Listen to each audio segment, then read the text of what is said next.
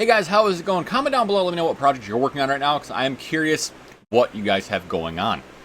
Today we're talking about my project car, the 1978 Pontiac Firebird Esprit, that for some reason came to me with a Pontiac 350 engine in it. Now my car would have came with a small block Chevy, but that'd be too easy and I can't have nice things, so the 350 Pontiac is the option. So we're going to discuss what my plan is going forward with the car and what the differences should be in the vehicle with all of that being done. So, let's share my screen and do some math. So this is the analyzer. This is what we're looking at for testing some data. We have stock 6x4 heads, which would actually be phenomenal on a 400 or a 455, but obviously that's not the case here. We are looking at a stock dual plane intake, which is actually phenomenal. The stock Pontiac dual plane intake is really, really good, but I'm a single plane guy, so we're looking at that. The quadrajet is factory, and that's fine. That's fine. The log manifolds are atrocious. Those got to go immediately. And the stock exhaust as well. The stock exhaust usually on these is about 2 inches. And next down to a single. So not what we want at all. The stock cam, as we can see here, is tiny. It's small. Look at the curve. The curve itself is not great. The curve itself is bad. I'd even say. So let's go ahead and make some part swaps. On this car, I'm going to go with small valve heads. Now, I'm going to do that because of one very important thing, and that is actually going to be the valve shrouding that can occur with the larger valves in the 6x4 heads.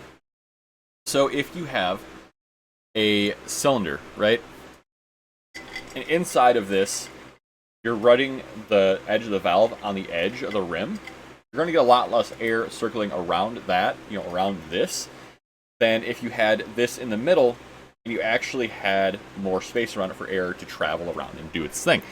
So, I think the small valve is the way to go on the 350 and the 326 type engines. Anything like 400, yeah, dude, go 6x4s with a 211 and 166, and you're solid.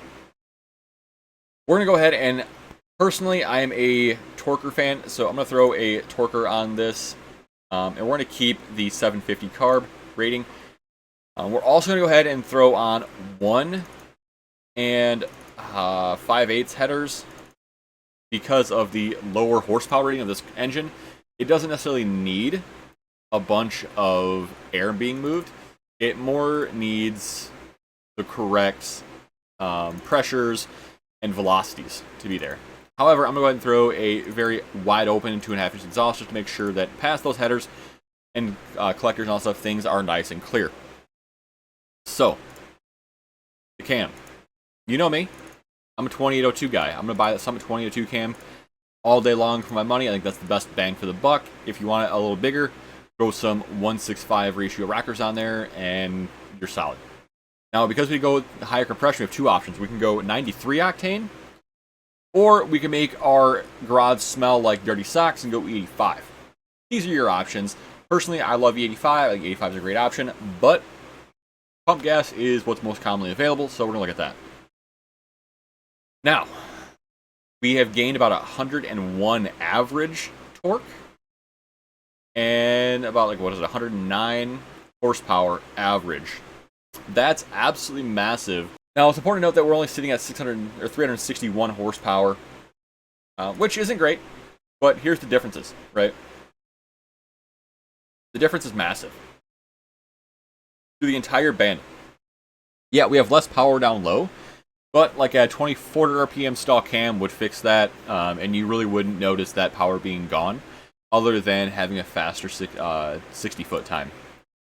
So, what we're going to do now is, personally, I love porting heads. That's one of my favorite things to do, is porting, polishing, and stuff like that. So we're going to take some numbers from a ported set of heads that I have. And this is what we're sitting at now. So let's go ahead and throw that on there. And that is a pretty healthy gain. We gained quite a bit up top. Porting really does that for you if you do it right. A lot of times when I do more porting, I'm searching more for making the entire thing smooth-ish. Mine just has to be atomization. There has to be some rough texture for all that stuff to grab onto and to properly atomize and mix. So don't go too crazy if you're running a wet style intake, as you're going to want to make sure you have some stuff there. We'll discuss that in a video I'll put in the end card. But yeah, porting heads, man, it's a huge deal for the price of what you have into it. So I definitely would suggest doing that.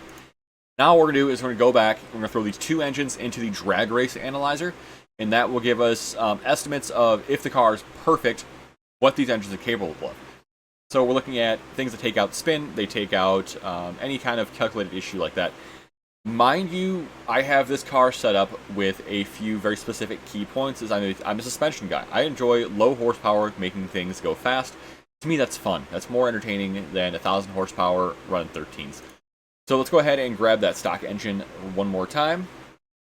I've got this dialed in to a TH350. The stall that we're going to run is going to be a 2400 RPM stall. That is just kind of what I would do if I had the engine out anyway. That's pretty much what I would throw in, just because. As far as the axle ratio goes, 342s, that's my preferred axle ratio across the board. I run on the Camaro, run on the Firebird. I think it's the right axle ratio for a street car. Obviously, the body style is 7181 Camaro Firebird. The weight, these things are hefty. 3,700 pounds with driver. The tires that we're running are typically going to be something a little sticky, like some Nittos or something like that. Some Mickey Thompsons. And then we're going to have this thing go with a shift kit, because why wouldn't you have a shift kit put in your transmission if this is what you're doing? And we're going to have the computer pick all the RPM points and all of that good stuff. Let's go ahead and throw this engine in the analyzer and see what we end up with. Okay, so this car seems to be running about a 1508, something along those lines. That's hilarious. For a car that is billed as a sports car and muscle car, that is just not okay. So we're going to go ahead and throw that budget build in there. Now running mid-high 12, something like that. We could probably squeak out a little more time changing the converter out, going to like a 3000 RPM converter or something like that. We could make a few different changes to the transmission. We could change the rear end out. Lots of options here to make this happen and make it a little quicker. The big key here, though, is that's huge gains for you doing something that could potentially pay for itself. So if you do have one of these Pontiac 350s and you've got a set of heads on there that are small valve heads, dude, port those things, slap it on, put a cheap cam in, and go have fun. If you've got the 6X heads, sell those things to a guy with a 400, build yourself an engine for the cost of those heads, and enjoy your car. Yeah, it's not going to run 10s, but it'll get you back and forth from car shows. It'll be quick enough to be fun, and that's kind of what it's all about, right? But guys, we've got a bunch of videos planned. I've got, man, a host of things. We're going to be removing rust with alternative methods. I've got a sandblast cabinet, obviously, but you guys are asking about how to do this, so we're going to look at that. We're going to look at the 400 versus 455 versus 350 and compare all of these different displacements and why each displacement has its place. We're going to discuss different transmissions and why each transmission can totally change how your car performs.